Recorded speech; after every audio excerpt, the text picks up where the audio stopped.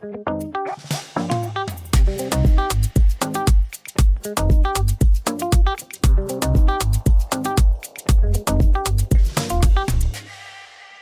everyone, and welcome. My name is Liz Chege, and I'm Festival Director of Africa in Motion.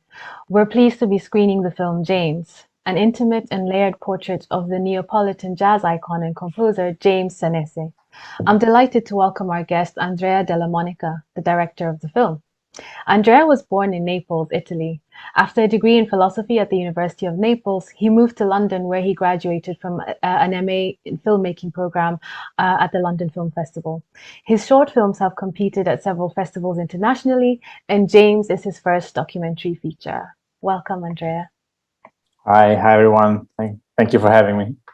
Thank you for joining us. I guess I'll start with where many in the audience might be wondering, to find out more information about, which is what is this specificity of Naples and Neapolitan? Maybe talk a little bit about that, because I imagine most people might not think that although there's a specificity to a region, maybe there are other things in language involved. Absolutely, yeah.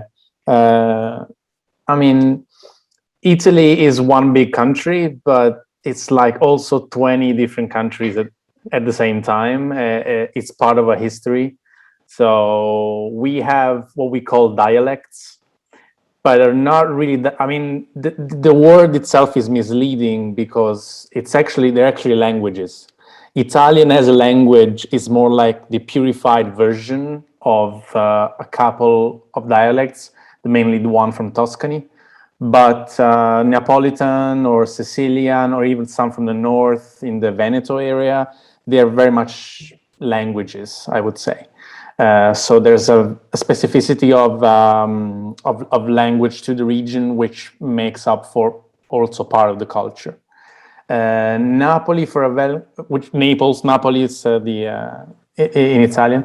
It's used to be sort of the capital of the southern kingdom, which was under Spanish rulers for centuries.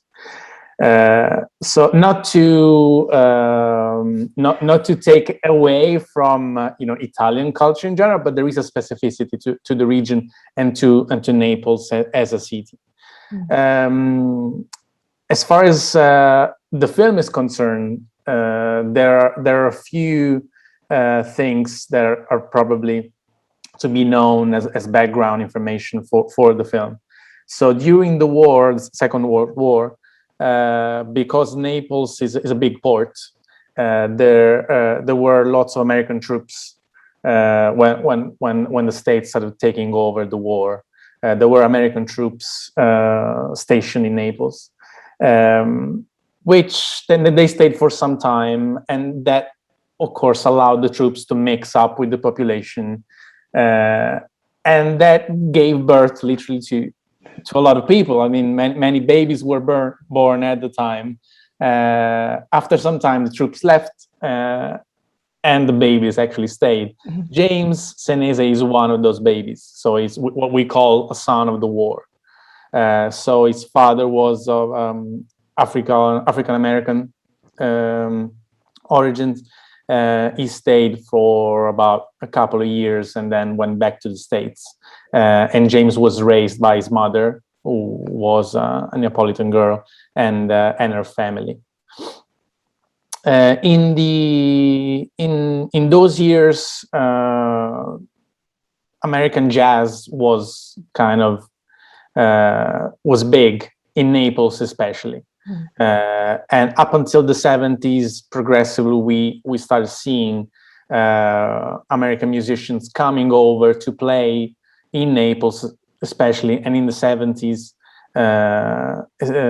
even more. There was a sort of a melting pot of cultures that created a unique music scene where James and other famous musicians sort of started growing.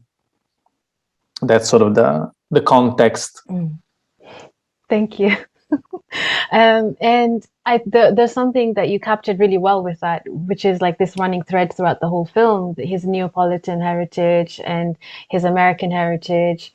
And trying to be of service to both, but without kind of diminishing one over the other. So yeah, I think that came through really well in the film. And there's a quote that really stuck with me when he said, "When I realized I wasn't going anywhere, then I realized where I was supposed to go." And that was about him being inspired by, people like John Coltrane and Miles Davis, but trying to find his own route. And I was wondering, what was your relationship with James? How long did you follow him on tour? How did you get to know him? So the whole thing started. I have a producer I've been collaborating with for some years, and he actually comes from the music industry. So he had a record label before he started a production company, and I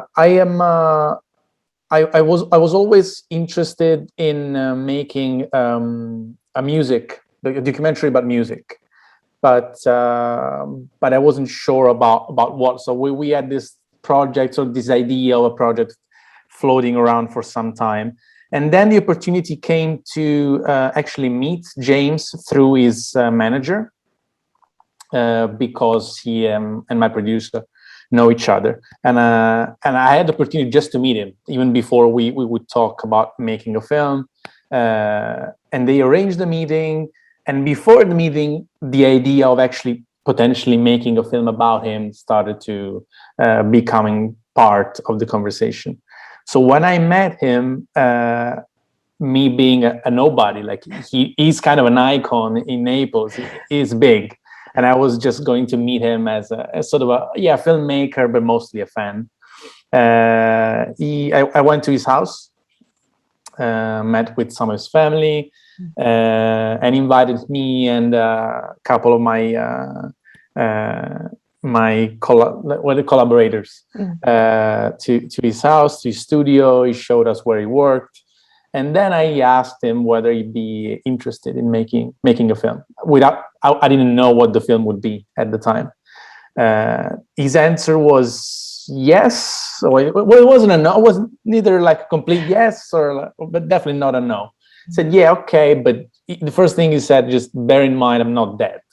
Like he didn't want me to make film about his whole life, like he wasn't around anymore. Which wasn't what I was interested in anyway, because I wanted to make a film about the music. And that's where sort of interest collided, because he wanted me to tell about his music. And so that's how we started. I started filming the music. So the first thing I filmed was literally him rehearsing before a concert. And this was like in spring 2019. And I filmed a few of his concerts up until the fall. So autumn, it was probably around November. And in the meantime, between one concert and the other, I would go around his house, interview him, but also, follow him places. Like he would visit the musical instrument store where he bought his first saxophone. He had a dinner with a bunch of his old-time friends, and we'll film that one as well. And sort of, I had read about his life besides everything else that I knew. And the more I talked to him, the more sort of themes started to, come up. And the filming itself kind of resembled what the final editing is, in a sense, because literally there were these big thematic islands, I would call them, and things started to gravitate around these islands, and then became the chapters of the film. That leads nicely to my next question, which was, how did you come up with the chapters of the film? And maybe talk us through that process. So was it through the editing, or was it something that you realized as you were filming? While I was filming, I did write a little bit before starting filming, just scribbled notes from what I had read, what I knew, and from listening to his music. And the notes that I had, also talking through my producer, the notes that I had were already sort of divided in chapters, but they were more like, bullet points. And then while I was filming, I wrote treatment for the documentary, because as you know, to get funding, you have to present something that is sort of written down. And I wrote a treatment that was already divided in chapters, but the chapters had no real titles. They were more like big themes that I wanted to explore. Then, as you mentioned earlier, when you were talking about him finding his voice, the big turning point for the documentary as well was when those sort of arguments sort of to come up in conversation, which is basically the way he not just mixed, but really sort of makes his passion for jazz, American jazz, or classic John Coltrane or Miles Davis, talk to the Neapolitan tradition, which is completely different. So the Neapolitan song is very far from American jazz. And he found this unique way to make one culture talk to the other. And that's what he said, what he means when he says, I found out where I was supposed to go, which is basically bring sort of the interest and passion for jazz back to talk to the Neapolitan tradition, so the Neapolitan song, which is also when he starts to sing as well, because at the beginning he was just playing sax and writing music. And so what I did, I took some either pieces of conversations that I had from the footage, little phrases that interested me, started coming back when I would just watch the footage, and also lines from his songs that I thought that would really, really capture the core of each segment. And that really, at that point, I think we were halfway through the editing. At that point, we had assembled, we had chapters, but we didn't really know what the order would be or how they would really fit. And that sort of the solution of giving them titles really, really put things in places, because at that point it made sense of everything.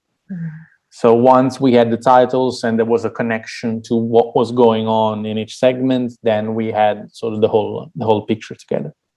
Amazing. Yeah, I love the idea of the chapters. It really helped to navigate the film for me in a way I hadn't expected. So, okay. And you mentioned earlier a little bit about family involvement. In the film, we only really see his grandson, and I wondered what had you approached the other film members? Did they say no, or was it just something that was off the table from the beginning? It's a very private family. There's a lot of, and they take a lot of pride in being private. James, at first, he's very open, he's very warm and generous as a person, and he welcomes you to his home. But he's also very, very, I wouldn't say secretive, but he's protective of his privacy. And besides making clear he didn't want me to tell his life story, he also made clear he didn't want me to dig into the private. And I wasn't interested in digging into the private unless it had a connection to the music. So not just because he had to approve of the film, but because I didn't want to, really tear a hole in the fabric of anything. I just wanted to tell his connection with the music. So there's that aspect. I never had in mind of making a very long film. Much had to do with the rhythm. So I really appreciate that you like the way it's constructed, and that has to do also with the fact that once you rule out the conventional version of a documentary about an artist, you are left with infinite possibilities on how to construct it. And at that point, I wanted the film to sort of almost feel like a piece of music. So the rhythm really dictated how long each chapter would be, how long the whole film would be. At one point, it was not even a discussion of let's leave this in or take that out because it tells you something more. It was very much about rhythm. And halfway through the shooting, I really became aware. Well, I was aware when I started following him through concerts, but halfway through the shooting, I really became conscious of the fact that there was really this one family member that was following him everywhere.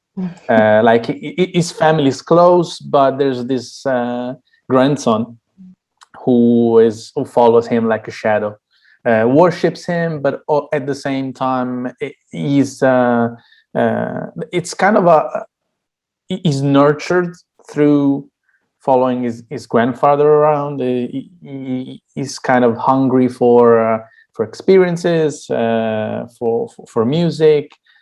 He's very young. He's like 20, 21. So he doesn't really know what to do with his life yet. And his grandfather is like really very much a guide for him. And that sort of became one way of telling the audience something more about the artist that hadn't to do with just showing you the private aspects of it. And also there's another thing, which probably is something that if I had had the time, or even just the footage, I would have explored more. The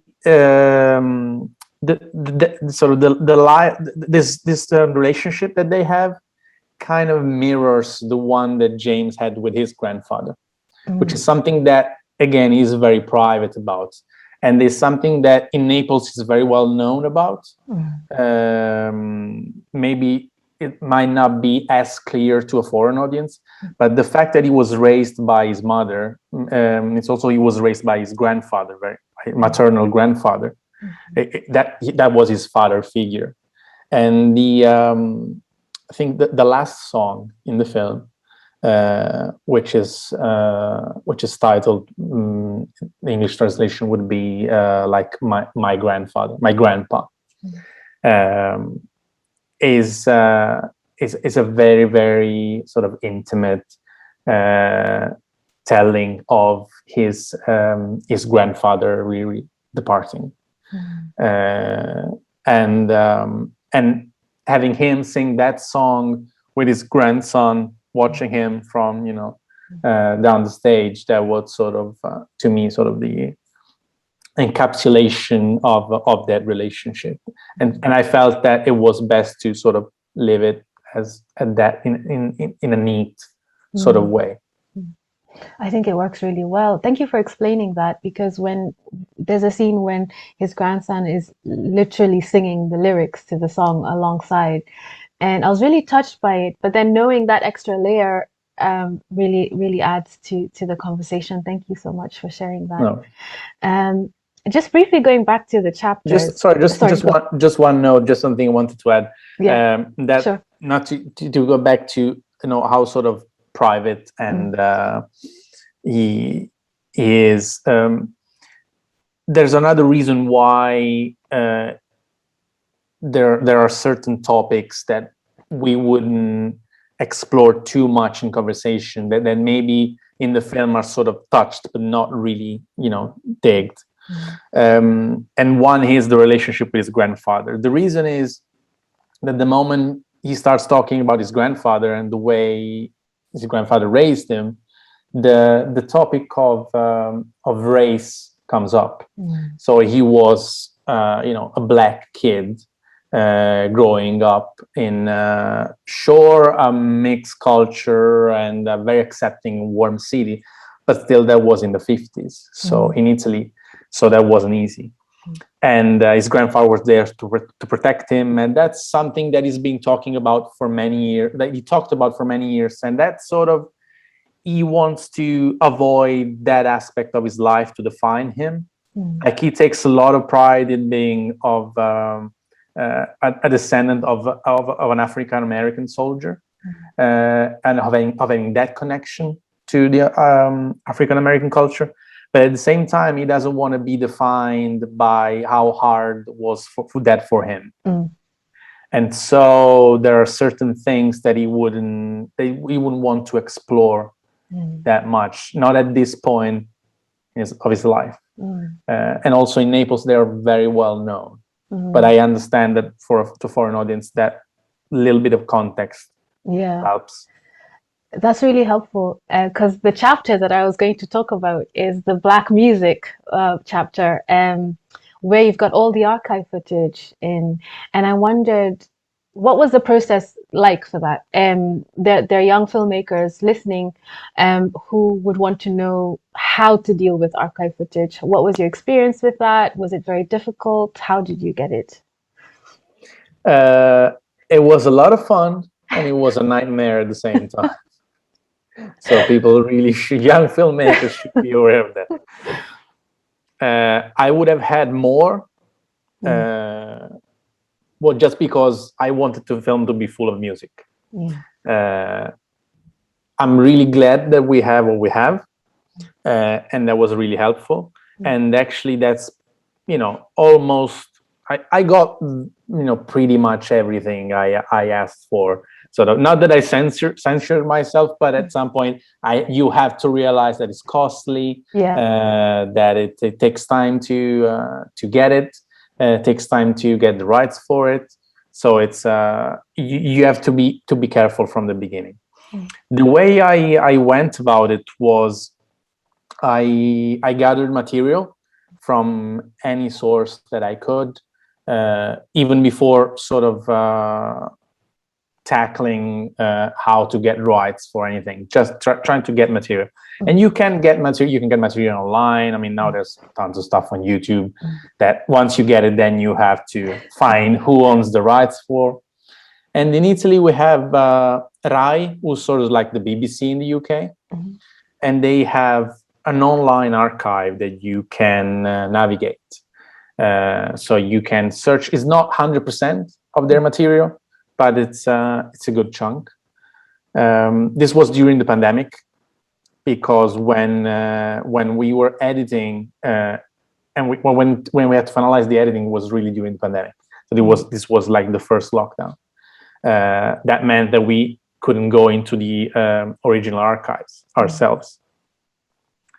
So online archives was all we had at that point, plus YouTube. And there was also some fans that we contacted because we found footage online. We asked for permission to use it, and they were very, very helpful. They even provided more material, which was, from a different era, and it didn't really match what we were doing, but they were really helpful.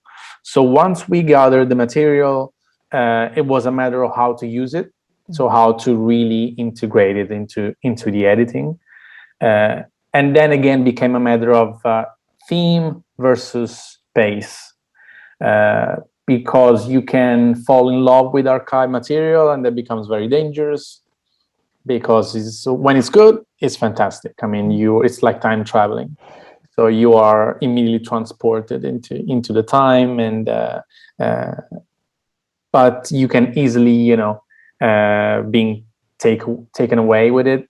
And you at when you put a song in, and you're 4 minutes into the song, and you just have to find a way to cut out of the song.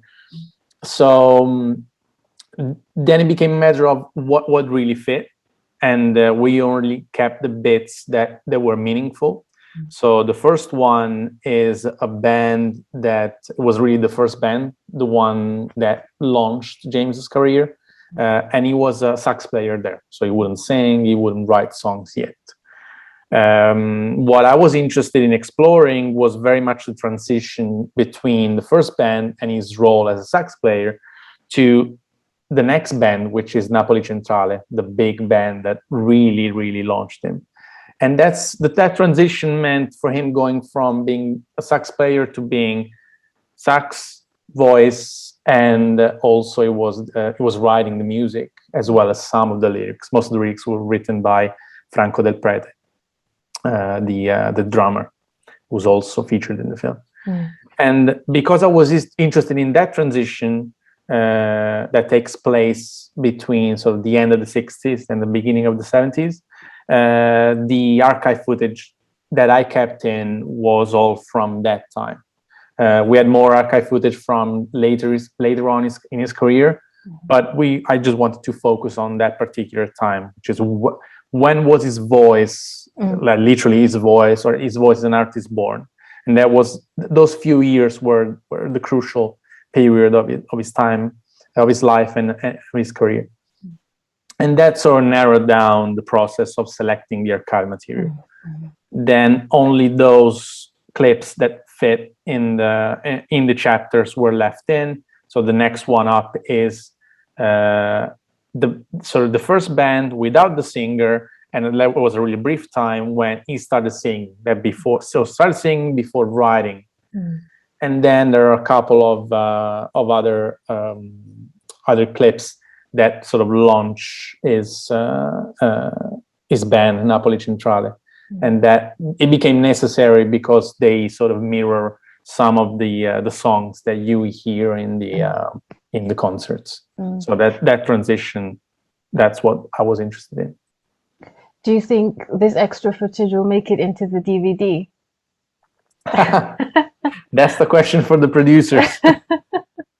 That would be awesome if it did. I hadn't heard of James before seeing this film, so I'm really fascinated by him. I love his music. It feels so romantic half the time. I don't know if you would be happy with that description, but when he was showing his vinyls of Showman 2, I think I was just like, I need to find this music. Where do I go? So if you could have some of it in the DVD, I think lots of people would be very happy. And then just briefly going into the practicalities of clearing the music. I mean, I guess because you were in touch with James, in one sense it was easier, but again, the music is owned by music labels, and then you've got some clips of Miles Davis in there. Like, what was the process like for this, for people who don't know? Yeah. Okay. So start from the Miles Davis clip.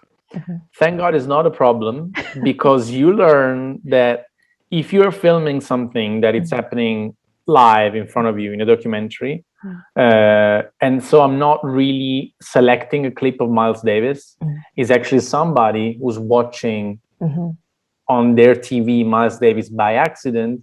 In that instance, I can get away with it, and I don't have to clear the rights for that. If it was a fiction, then it would be different. Then I would have to clear it, because I would have chosen intentionally to have it there.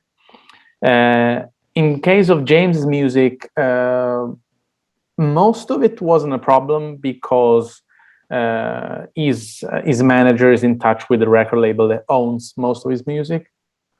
So that it still took time to find an agreement, let's say, with them financially, but we knew from the beginning it wouldn't be a huge problem.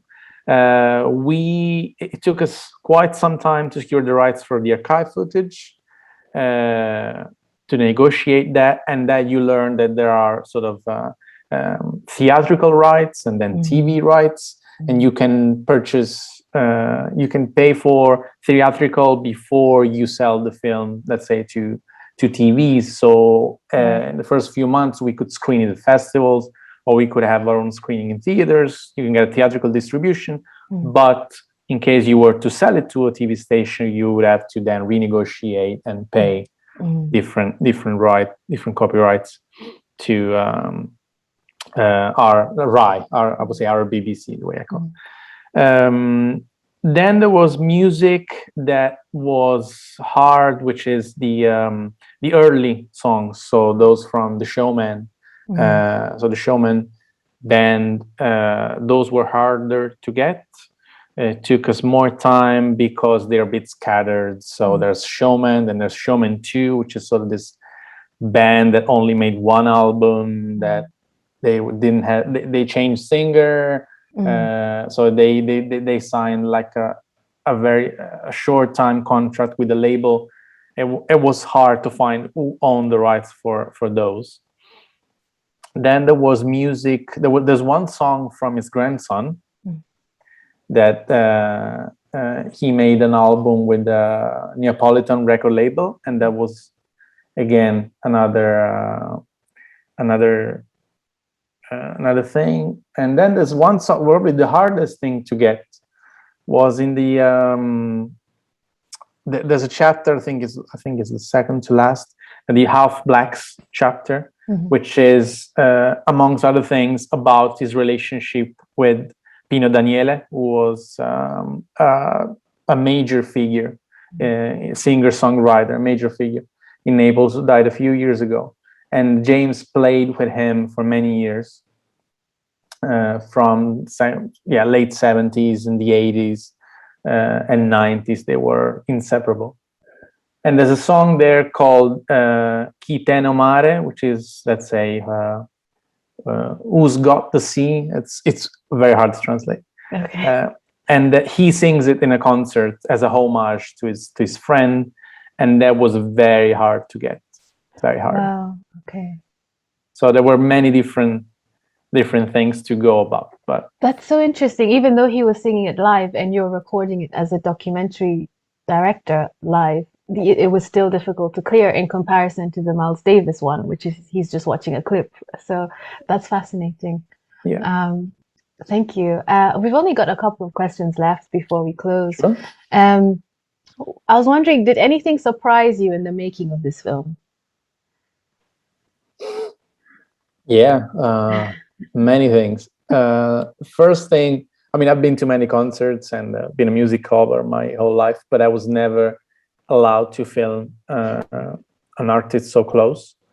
And I'm not a musician. I mean, that's probably why I'm so interested in musicians, is because it's the one thing, to me, it's like magic for me when I see an artist play. And how different music is when you're there up close. It's just something else. Like when I was editing the film, I was struggling with coming to terms with how different the music is in terms of the way you feel it when you are like filming the band and you are with them and you're filming the rehearsals. It has some sort of a material, tactile quality almost, that is very, very hard to replicate. Not that I can say I did it, but one of the things that I'm happy with the film is how the film, I think, sort of gives back my feeling of being there. Which, I mean, I have no idea whether the audience gets that, but it's just my way of judging the work. So how well the film does give back what I felt when I was there. So the difference, and also I would say, the man. So how warm and generous is, because, and that's not, sometimes when you have somebody who's sort of hard looking, who's kind of stonewall personality that you feel it's kind of hard to penetrate. There's the cliche that it takes time, but once you sort of pierce through that sort of hard surface, then there's sort of this warm personality behind. I wouldn't describe my experience that way. It's what's surprising is how somebody so hard up front, when you meet him and when you see him sort of relate to the world around him, at the same time inexplicably can be warm, soft, tender, almost get to tears when talking about his music and his art and his inspiration, and then in 1 second get back to and that, it's life. It's the hardship that somebody may have had to endure their lives, the hardship they had to endure to get to success, if you want to call it. It's making a film about a person and being able, to spend time, because usually making films, and I am more used to making fiction than documentaries, you don't get to spend enough time. At least you never feel you get to spend enough time with your subject. in this case, it was that was surprising, and there was a pleasure. So our time spent with the person can sort of give you so much.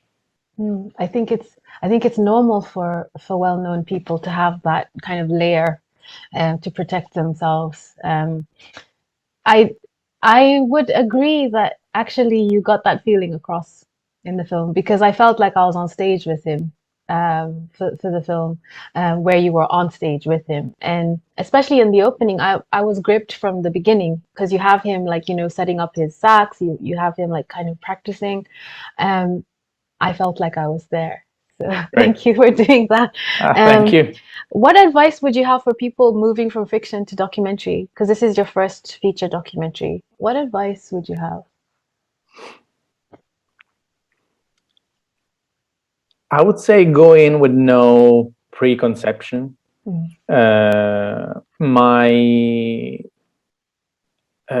you move from if you are used to fiction, you're also used to a lot of preparation.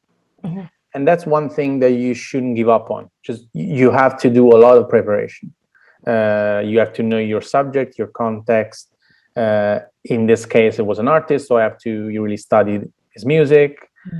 Before having a conversation with him, I would have to, be prepared. But at the same time, you have to go in and free yourself from what you think the film should be, because it never goes the way you planned it. Sometimes that's true for fiction as well, and that's a big lesson that I would take away from this experience. But you can never, on a documentary, I think it's even more true, you cannot impose your idea on a raw material. And the raw material in this case is a human being and an artist. So there's a lot that you have to figure out as you go along. Again, plan, study as much as you can, but then go in like free for as much as possible.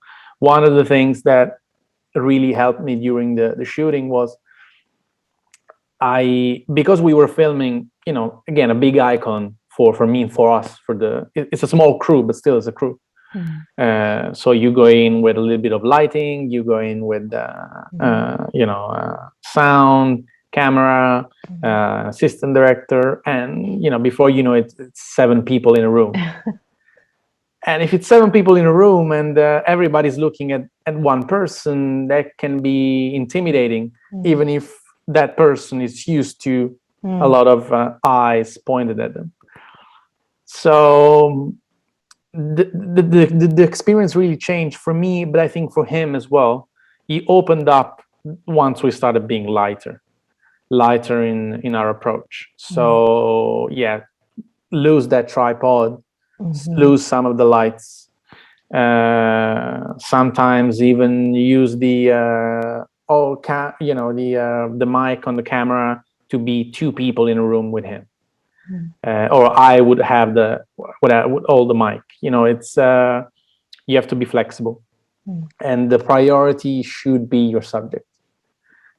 Not to say that there's no care for form or for cinematic, tools and cinematic experience, but that cannot take over the exploration of the subject. That has to be the priority. At least that's how I see it now. I didn't before going in. Now definitely I do. So be flexible and set your priorities, definitely. Such generous advice. Thank you so much for sharing that. And then my final question is, what's next? What's next for you? So it will sound funny because again, it's a film about another musician. But it's been in the can for some time, even before I would approach James. And that's to go back to my interest in musicians. So this is a fiction feature film that we are shooting next summer, and it's about a clarinet player. A clarinet player going back to his hometown in the small village in southern Italy, and reconnecting with his roots and his family. Incredible. That's how probably summarize it. Are you drawing inspiration from any other director's work for this, or is this all you? I mean, many, but I wouldn't probably single anyone out.